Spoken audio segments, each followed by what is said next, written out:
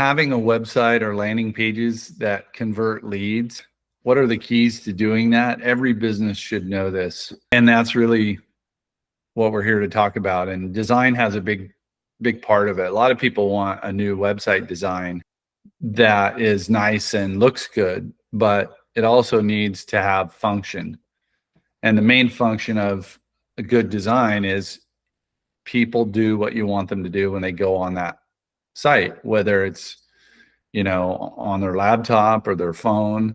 We talk a lot about search, and that's another part of this is what elements do you bring to the table in terms of design? Fannit's a small company. We've got a little less than 10 core people. Actually, we've got some new hires that aren't on here, but small but growing. And one of the things that we've done over the years is build websites, drive traffic to websites, make sure those websites or landing pages convert traffic into leads, and all the data and analytics behind it. And so we thought this would be a valuable conversation to have. Really what we're here to talk about is getting more booked appointments, more leads through your website or landing pages. So we'll go through some core elements of that. We'll also talk about how to measure lead conversion and what that's like. There's some simple math to it, but also figuring out, just because someone becomes a lead, it doesn't mean they book an appointment with your business. And we'll kind of go into the core basics of how the algorithms look at lead or driving traffic to generate more leads. And then once people get to your website, we'll look at and talk about some effective strategies to really engage users. It watches everything on your website, or it should be hooked up. It's kind of goes without saying, but it watches all that. It's AI. It's the earliest AI that was built, and it gauges your authority on your website for that. And so we'll also go through some examples, and at the end, we've got this really cool gift we'll give away to people who are attending here. So let's dive into it a little bit. Let's talk about different stages of business and what that means, and just a real quick view of this. And at every stage, a website or landing pages that you have kind of depend a little bit on the budget that you have, and also a little bit, what are you trying to achieve? Now, I'm not going to go into detail on every one of these stages, but just understand that it evolves. A website and the landing pages you use evolve as you grow. For example, a company that's just starting up, maybe 1 or 2 people, the owner's driving it, and it's generating less than 100,000 a year in revenue. They can get away from a basic 1-page website. They can get away with that, versus all the way up to what we call the 1%ers. And the reason why we call them that is because less than 1% businesses started ever get to 10 million in annual revenue. And there's a whole spectrum in between what's needed. But the fundamentals around design of what converts, especially in the contractor service business, those type of businesses is pretty standard.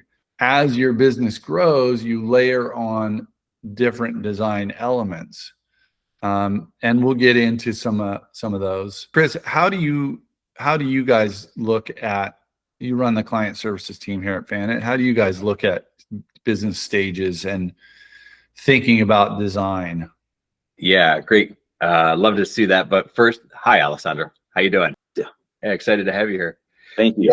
Yeah. To Tony's point, like how we look at that, really, I mean, in our discovery process, right from the beginning, we're going to talk with, the business owners and the operators and figure out, what they've got going, what they've tried, and what's worked, what's not worked, and what the goals are in the short and long term.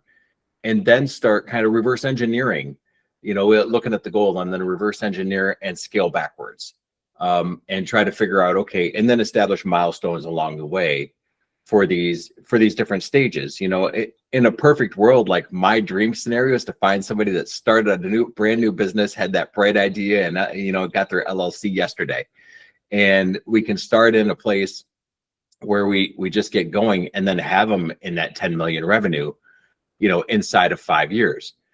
But that, there's all of those stages, we try to plan through all the different channels and cultivating those channels to attract the audience and generate the audience that business needs, in the quality of that audience, making sure that we can drive clicks, but having the right clicks in the right audience, getting the message in the business on the page in front of the eyes that need to see it.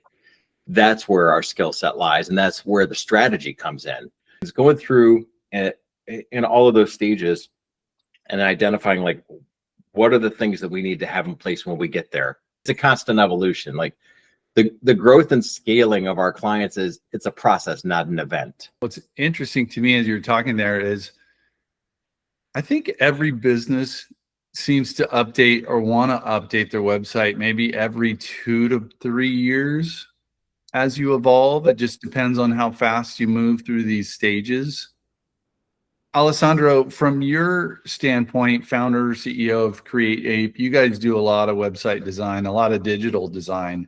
I think it kind of depends on the nature of the site itself, right? Because there's such a vast gulf between a, 5-page informational Webflow site versus a even 5-page informational WordPress site. My general rule of thumb is, sites will live anywhere between 8 to 18 months, depending on, where the business falls in the stage of where they're at as a business.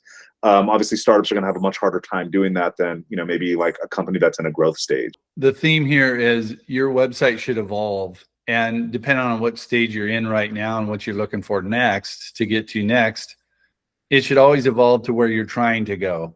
So let's look at from a visitor's perspective, because that's what matters. A lot of times when you're doing design or thinking about it, you try to think about, well, what do I like? And what do I want our website to look like, feel like? But kind of hint, people buy from people they relate to. So the question I always ask is, does your site relate to your ideal customers? Now, we're talking about service contractors, that have one or multiple locations. And what we know over time is when visitors go to a website or they're looking at hiring a service contractor of varying types, could be a landscaper, could be a roofer, could be an HVAC company or an electrician. More and more people are looking at their website, but they're asking themselves, maybe not out loud, but this is the process they go through. And if you think about it, you guys go through this too if you're hiring a service company. Does this company offer the service, or do they have the information I'm looking for? If you're a plumber and someone's looking for emergency service and you do a search, you may not want to click on an ad, but you see, oh, Joe's Plumbing it's close to me. I'm going to click on Joe's Plumbing. The first thing I come up to is an emergency, plumber page. That's the ideal experience. People want to know that you're trustworthy, that you've done it. There's things that they look at. They want to know, like, do I need to get a deal? Some people like getting a deal. Other people want to make sure that the service is high quality and they've got good reviews. And if they have bad reviews, they've addressed them. So there's a lot of information behind how people perceive your websites. Chris, how do you think about this when you talk to clients? Yeah, the service that I was looking for, from that end and how you're getting there, I think a lot of that has to do, that's even before the landing, that's SEO and, optimization for the search and targeting that and getting there and showing up, having the title tags and the meta descriptions and all of that optimized to the point that are compelling enough to visit that page. Once they get to that page, what I've been seeing, especially in the most recent trends, are right in that initial load, getting some social proofing or testimonial, getting some of that stuff, seeing those reviews early in there. And then really prominent, clear calls to action that have some sort of value association with it, whether it's a free consultation or, instant quote, something that's, compelling in that language that offers not just the service, but, communicates to the audience exactly what you're trying to send, which is, what you're trying to offer them, and that you have the credentials and the expertise to do it well, and give them a reason to select you as opposed to anybody else, and not hit that back button and go back to Google and keep searching, that they're going to click through and engage. So, Alessandro, as you listen to Chris talk about the things that he kind of recommends or sees as working well in this space, from a designer's perspective, how do you take what he's saying and make sure it gets into a good design? Yeah, I mean, I think that, when we talk about design, you think about it first from a UX perspective, from a user experience perspective. And that's really what we're talking about, right? Like, what is the user's experience when we know that you have like a roughly 3 to 6 second window when someone finally lands on your site, whether they're on mobile or desktop, does it do the job? Is it clean enough? Is it clear enough? Are the value propositions really clear that are there? I think that, you start at that UX standpoint when you're creating, let's say, like a wireframe or whatever. That's where you start asking those questions around content and hierarchy. Like, I remember back in, it was like in 2005, 2006, when I was still kind of up and coming, everybody wanted everything above the fold. Every button, every value prop, it has to be above the fold. It has to be when you first land there. And, that's where above the fold, for those folks who don't know, is just the first image the entire image that appears on the screen when you first hit the site. Anything else is below the fold. So just clarify there. Yeah, and it comes from newspapers, right? Like above the fold of a newspaper. Like, it's when you open a newspaper, before you open it up, what is the first thing you see there? So that's where like the term came from. And you're spot on. Like, it's the first thing you see in your browser before you start scrolling. And back in the day, everybody wanted everything up above there, and they would literally squish it there. Or they'd have a button, and they actually want to put an arrow that was moving and pointing the button, because people didn't know, like, that's a button. Yeah.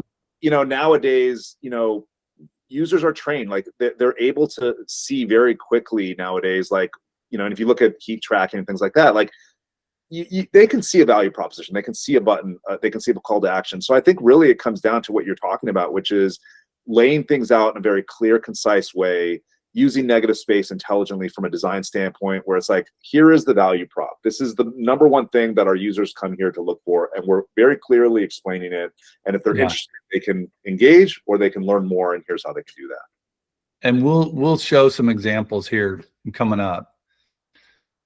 The interesting thing you mentioned is above the fold, below the fold.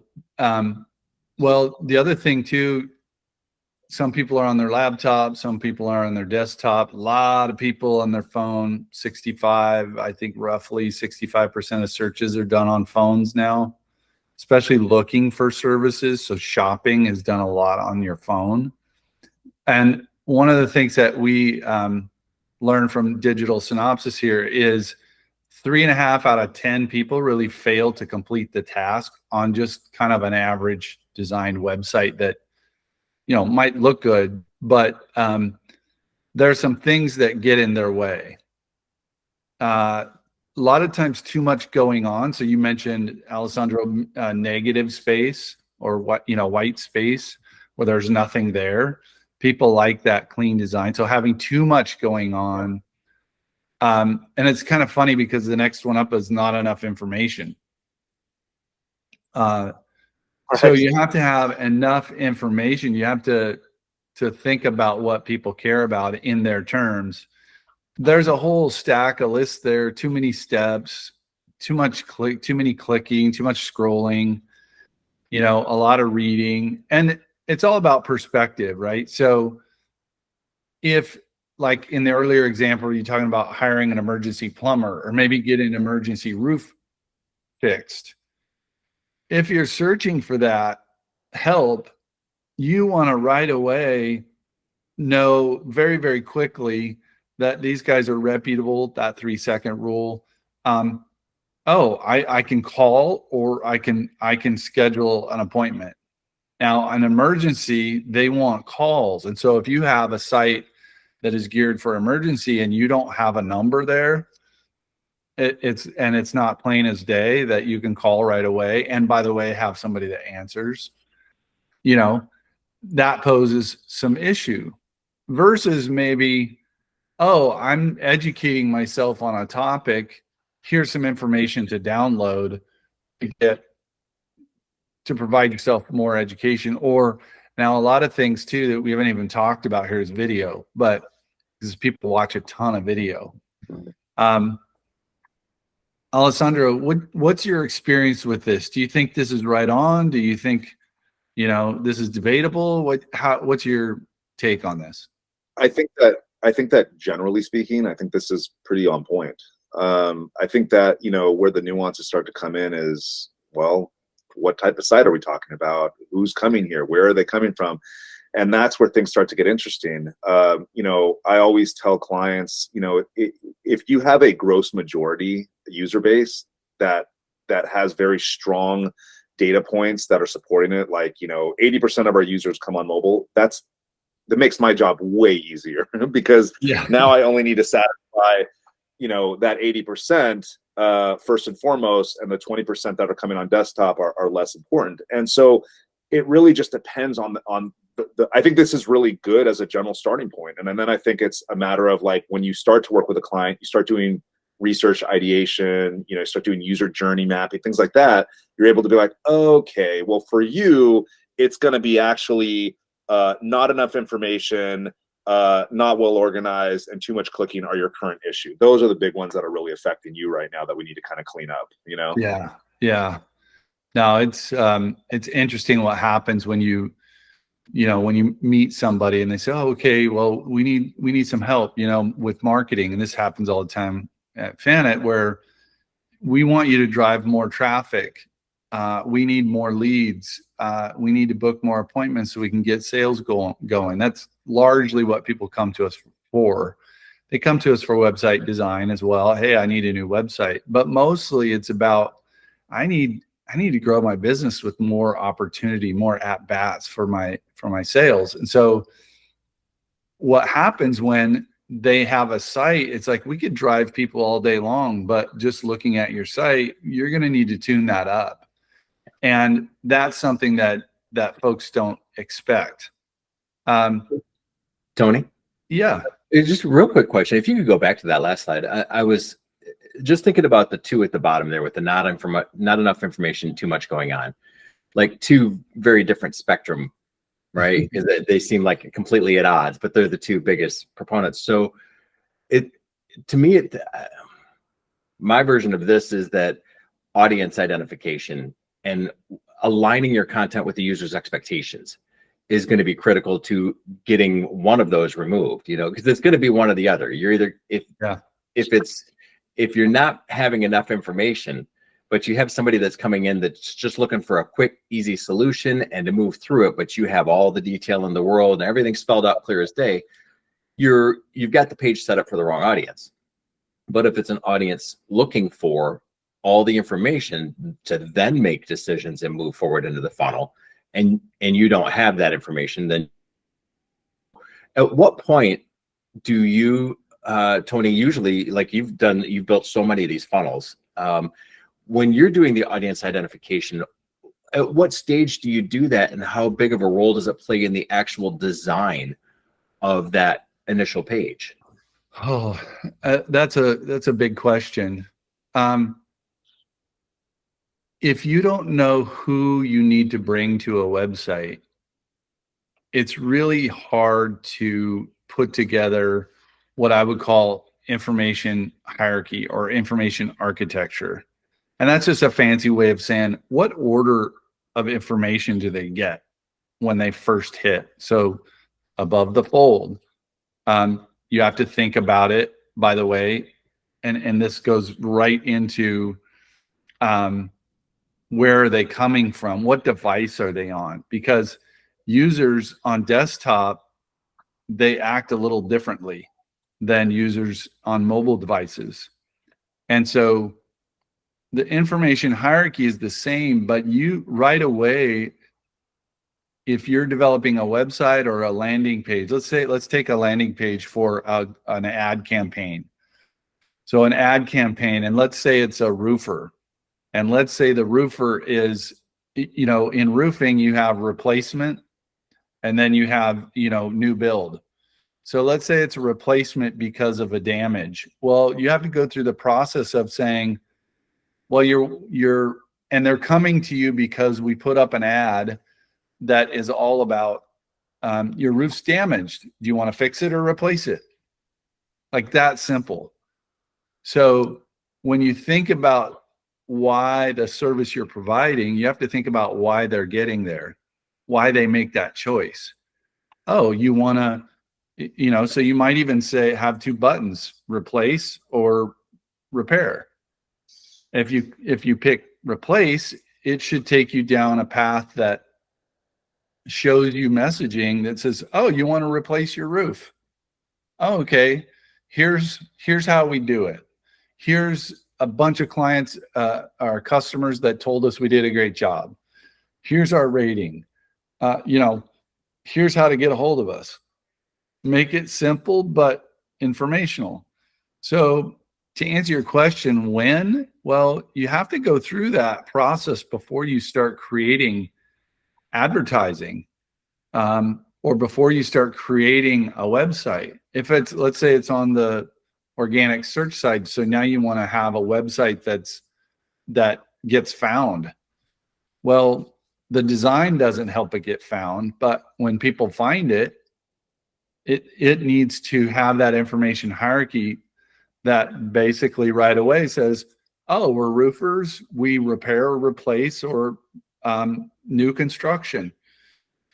Any of those scenarios, we can help you. We're a roofer, we're top rated. Here's some people, what they said. Maybe there's even a video. So it's really making it easy for people to consume and understanding that they do different things in different locations. It used to be, and Alessandro will remember this, it used to be you had to have physically two different websites, one mobile site and one for let's call it desktop, laptop. Yeah.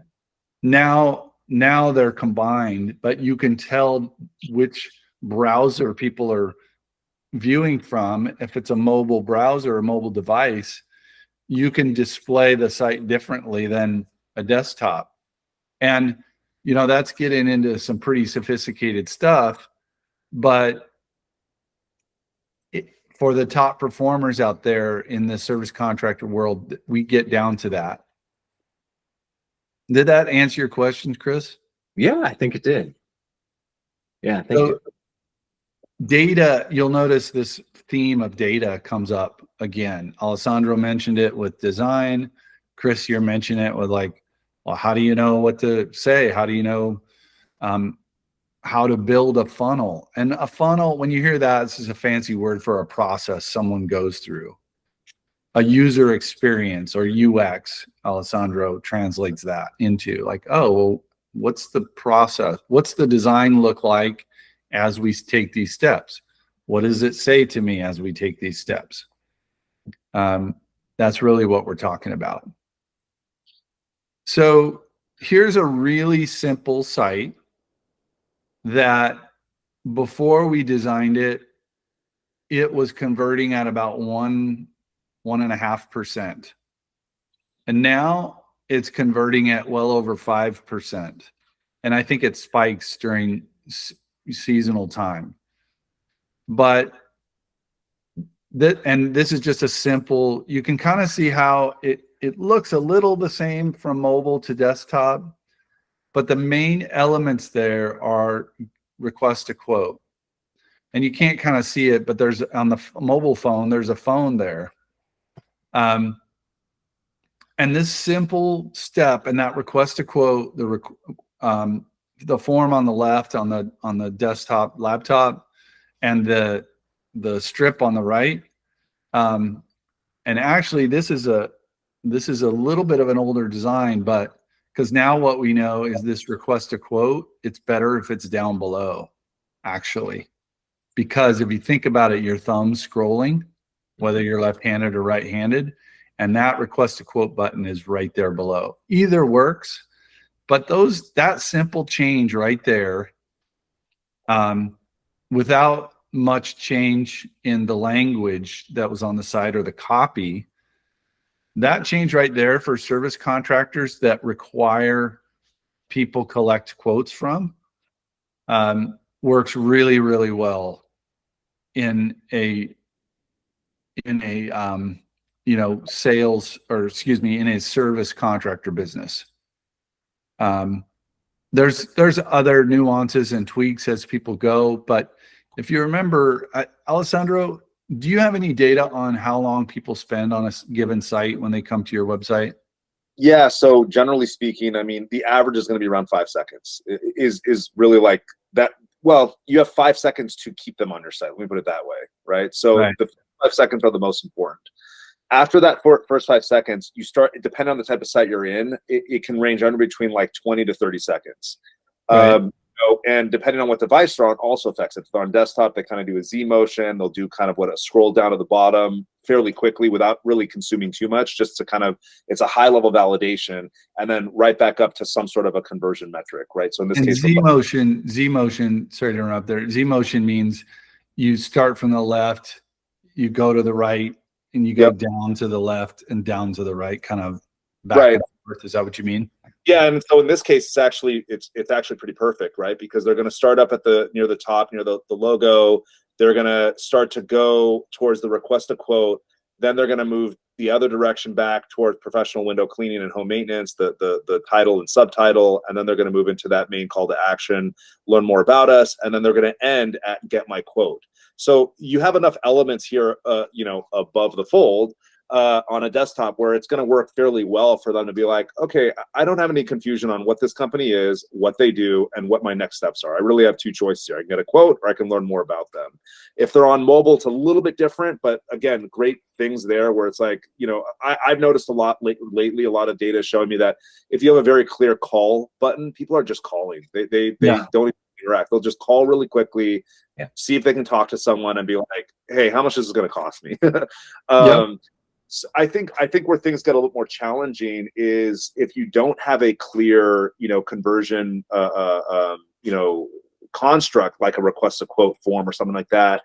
That's where things can get a little more interesting, and that's where when you get into that 20 to 30-second window, or even past that, what is it there that allows a user to drive the experience? And that's really what I always kind of come back to with clients is there are the users that want to they're going to just do a quick validation, and then they're going to want to engage with you very quickly in a next step, call, request a quote, whatever. Yeah. But for those that do want to consume more information, how do you serve both? And that's where I think if you allow users to do a user-driven interaction, it makes all the difference. And what I mean by that as an example is if you have let's say a paragraph of text, for the people that want to read, that's great. For people that don't, that's not great. So truncate it. So instead of showing the full paragraph, show a sentence or two with a ... read more. Someone will click the read more. It expands the full paragraph. You haven't overwhelmed the users that don't want it. It works out fairly well. Yeah, no, that's a great example of an element to engage, and we'll go through some of those here in a bit. So let's talk a little bit. We've talked about design. Let's talk a little bit about what the algorithm, and it's 98% Google still. There are other search engines. If you get it right for Google, you tend to get it right for the other search engines. There's some different elements to that, but in general, you do okay. So these algorithms at Google specifically wants to know your website's fast. People want to have a good experience. They don't want to watch a page that takes forever to load. Technically sound. Now, we're not here to go into a bunch of detail on how to construct a website that's SEO ready. That's going to be on one of our other webinars, but there's some real technical elements that Google looks for. We just talked about good visitor engagement. Or we talked about a few things that engage visitors. And I always tell people that you are the luckiest company on earth if someone looks at more than one page and spends more than about 35 seconds on your website. Now, what's interesting about that is it all depends on the type of business you have and the traffic you're driving.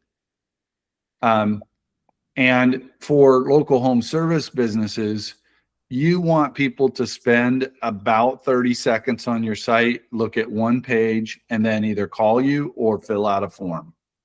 That's really what you want. The rest is kind of built for the algorithms to help people find you. So that's what this is talking about. So backlinks, that really is just links from other site to your site. It's the equivalent of, I always say this, it's the equivalent of people at a party talking about you in a good way. That means your reputation precedes you, as the famous saying goes, and good reviews. And so, by the way, people get bad reviews, but it's how you respond to them. So maybe it's more about, sometimes you can have a website that people actually, if it's a 5-star and it looks unreal, like it's, and there are people that do this, that it's contrived, sometimes like a 4.8 with some, and they'll look at the bad reviews, but you responded really, really well. That can work too. And so these are kind of the core 5 elements we think about when we develop sites at Fannit, because we don't want just a good looking site that is set up for conversion. We want Google to be able to find it. And we want the core elements of that. A lot of times, designers, plug your ears for a second, Alessandro, but designers will create really good looking sites designed for conversion, but the back end of it isn't technically built to the algorithm specification. So you kind of have to have a balance there. Hey, Tony, actually, I was just thinking as you were saying that, there's basically, when I talk to a lot of my clients, there's 3 parties that need to be involved in a successful site. And the first one is the designer, right? You have to make it look the way that you want it to see, that the user wants to see. It has to present the information in a way that they're comfortable consuming, be attractive, all of that.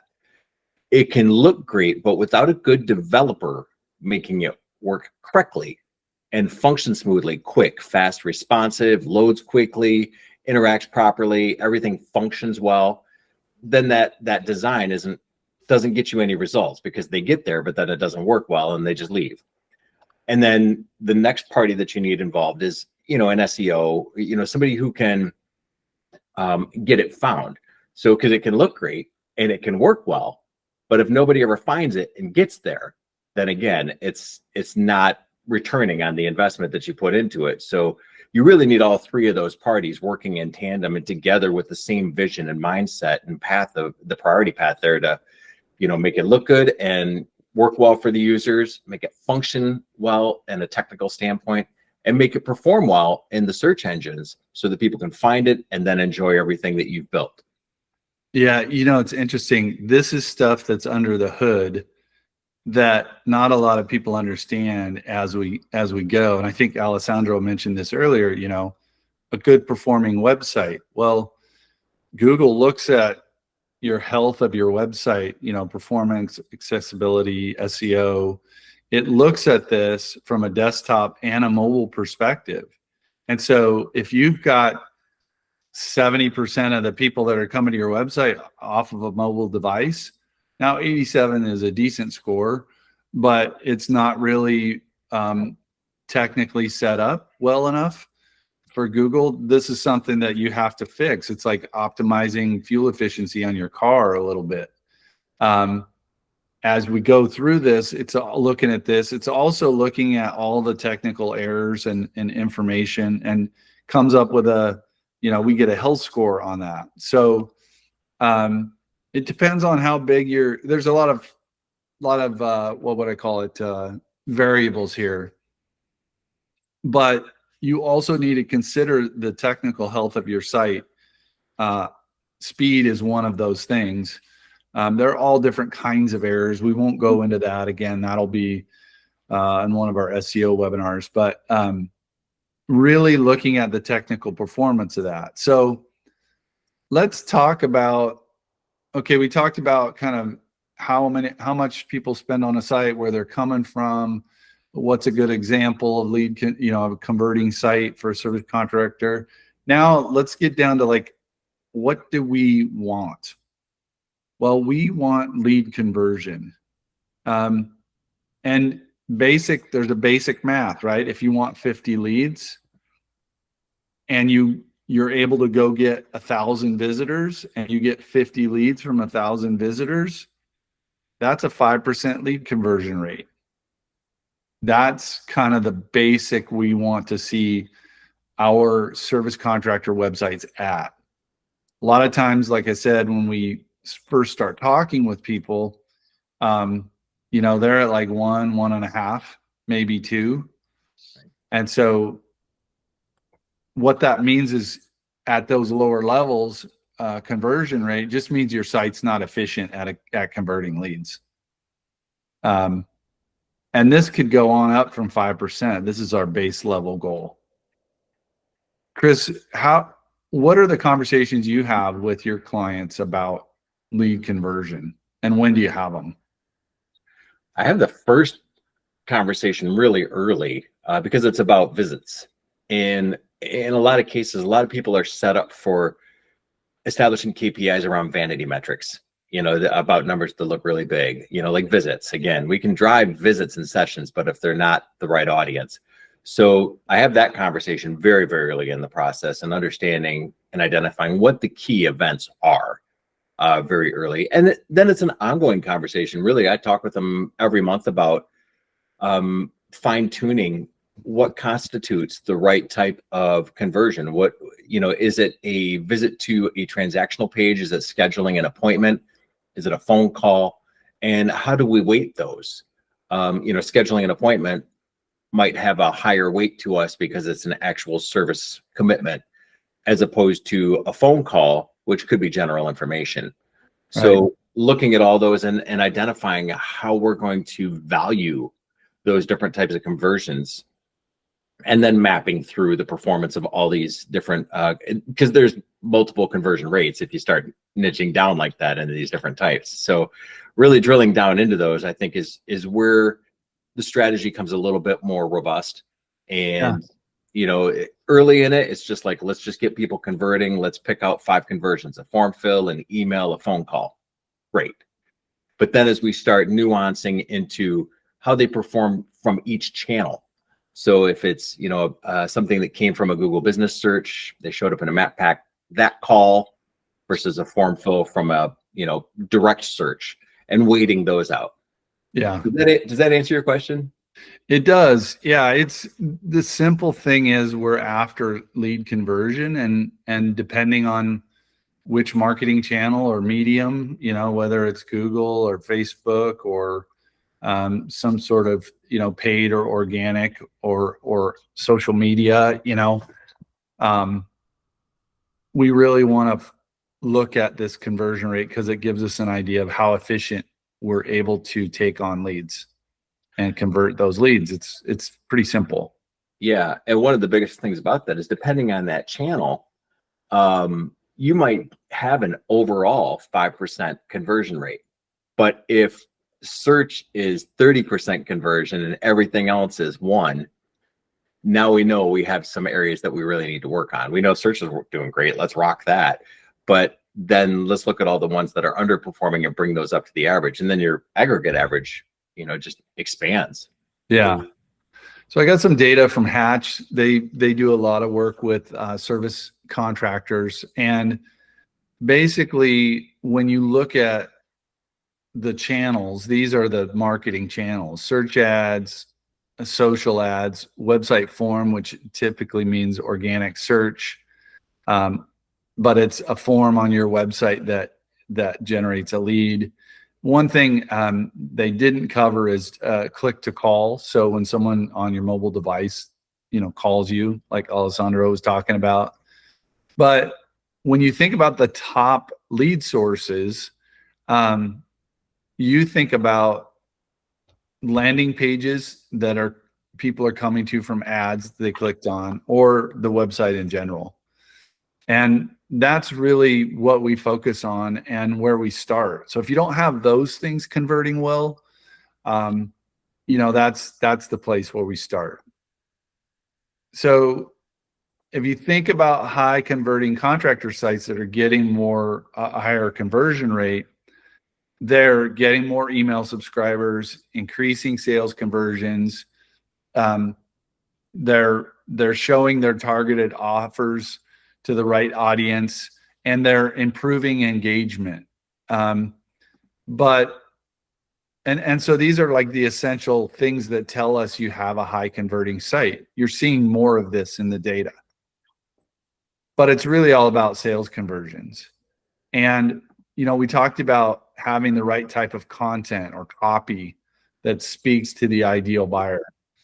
We talked about company history. So like, who are you? Are you trustworthy? Having a contact number so you can click it and call it, because on the mobile device, people may just want to call it. That social proof that says, here, we are getting good reviews. People are saying good things about us. You've got a form for converting available.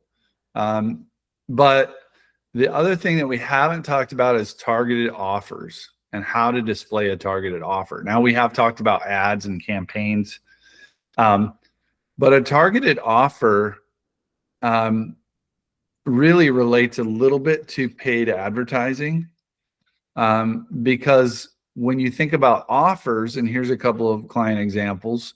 I've got a New Life Rockeries, they're landscape, hardscape construction, and Aegis Construction. They do mostly roofing, but some other stuff as well. And these are mobile offers. So notice you've got a call now up here, get a free quote, get $500 off your next projects, schedule your free inspection. So they've also got a number right here to call. So when you think about landing pages, this is a mobile landing page for an offer, for retaining walls or roofing. And you have to be thinking about that offer. Sometimes this can be a seasonal offer. It can be, in this case, free inspection, and so it's maybe something you're doing. But this is different than just a general website design. There's always a quote there, and there's always a call. You always give people options. So I just wanted to show those examples of offers. We're coming up on time here, so I want to make sure we leave enough for Q&A. But so I'm kind of going to speed read here. The other thing that people might talk about are pop-ups. And pop-ups are interesting because they do increase, depending on what is in the pop-up. Now, we're talking about when you're scrolling and you get that pop-up. There's some pop-ups out that are annoying and also are presented to you at the wrong time with the wrong context. We're talking about the ones that are set to engage visitors. And what we know is that engagement is a metric of did someone stay on your site longer? So if they're getting a proper offer as they're leaving the website, we've all seen the wait, don't go. This is just a silly example, and it's for an e-commerce site, but wait, don't go, in this case, it's how does 20% of your total purchase sound as a gift, a coupon code. Now that's a e-commerce tactic, but think about it.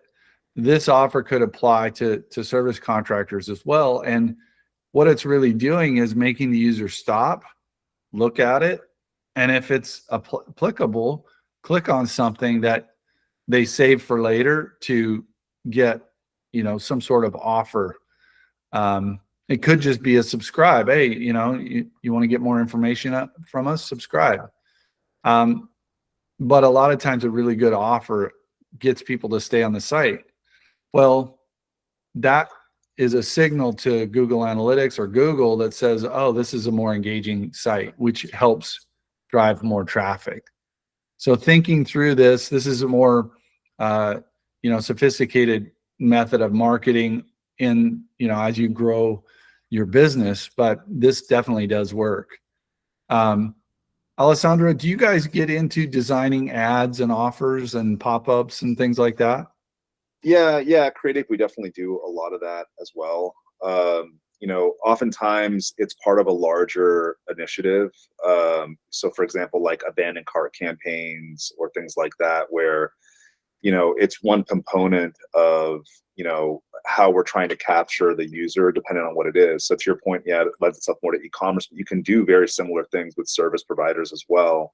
And it has to do with that whole funnel that, you guys are creating when it comes to like, what information have we captured by the time they leave or go to leave, where you're going to make a pop-up. And if they continue to leave, then how does that, tie into email drip campaigns or things like that. But yeah, I think it's definitely valuable. And I know people tend to frown on it because like they may feel it's invasive, but it's very viable, as a construct to be able to increase those sales and conversion. Yeah, the data kind of shows differently if you do it properly. Yeah, exactly. When you don't do it well, the data will also show that it doesn't work. So there's some thoughts there. I want to make sure we've got some time. So Chris, I think Alessandro mentioned this, but I'll kind of put this in your court. One of the things that we do is really look at heat maps or video of users on a website. There may be people out there that don't know we can do this, but we can record by device type, where people click, where they move their mouse, and record videos of their interaction with a site or a page. What advantage does this give you and your team when you guys are able to do this? I think it's really going to come down to abandonment. The most glaring thing that I see from watching those and looking at that is, where do we lose them? And then it's trying to escalate where I want them to get before that point. So it's just reordering, looking at, okay, the average user goes to this, kind of like that Z formation, right? That you consume that initial hero data. And then as they scroll through the site, where is the standard drop-off point? And, or the average drop-off point. And from there, am I accomplishing the goal? Am I getting the conversion that I'm after or the action that I'm after? And if not, how do I get that conversion action before that drop-off, before they fall off the edge of the cliff? How do I get them to grab the parachute that I'm offering them? Yeah. My favorite is we put together a design and everybody thinks, oh, this is what they're going to do. Yeah. And then you watch the video and nobody does it. Nobody does it.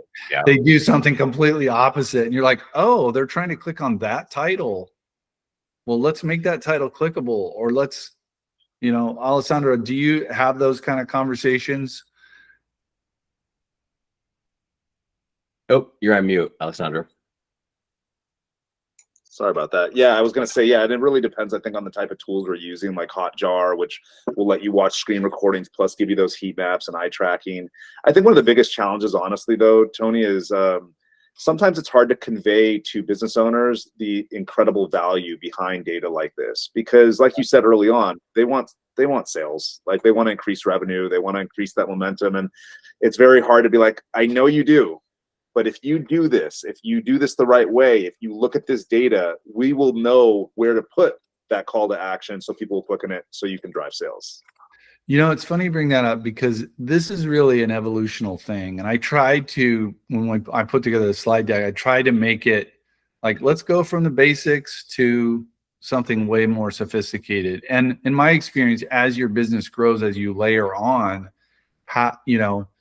getting early wins and then stacking those wins starts to become like, I don't know if you've all heard, when you think of a professional athlete, the types of work that they put into their craft, whether it's football season now, or soccer, or, you know, American football or football, however you look at it. The type of work and the information as they grow and get their skill level to that professional level, and even then the elites of that, they layer on the information that they work on, and they grind on certain things. And this is one of those elements where, okay, we've got to eke out an extra, you know, 0.5 or 1.5%. And if we do that, we're at a volume where that's going to mean, you know, 35 more leads a month. That's one of those things. So not everybody's ready for this, but you're absolutely right. If you want to continue to increase and tune the engine, this is the kind of stuff that you need to do. And you also need to get to that place where you understand the exact steps. And this is a business process flow map. And you need to get into the detail about where the website's going, what happens when you convert on a consultation. This is just a portion of the process documented when you get to that more sophisticated level. The whole point of showing you this is there may be people on that look at this that say, oh, well, I already got the basics down. What do I need here? Or from another angle is, wow, there's big time depth as I scale my business and grow my business in order to get it there. So really understanding, if you really want to get sophisticated, you have to get down to this level, because a lot of times you might be getting leads and you might be functioning at one level, but to get it to that next place, you really need to optimize and streamline that process. And before you spend money building anything, you need to outline it like this. You need to document it like this so that everybody, these are like engineering plans. Oh, we're going to go build a building and this is how we're going to build it. Oh, okay. This is the measurement. Yep. That's exactly what this is like, only for business process. The other thing too is there's a lot of automated tools out there, and you don't want to build automation. And we've all done this where the automation fires and it's like the wrong place because we didn't think about it. I want to say thank you to everybody. We have a few minutes left. I'm going to put this up. This is something you can scan and basically go to this website, and you can request a website conversion checklist, and we'll send that to you. So if you're interested in that, I think it's a really good thing. It'll cover some of the stuff we covered in here, but just in a real simple format. So on behalf of Chris and Fannit and Alessandro and Create8, I want to say thank you for watching, and we hope you grab the checklist. We hope this was helpful. Thank you so much. I appreciate it. Thanks, everybody. Bye, guys. Thanks, everyone.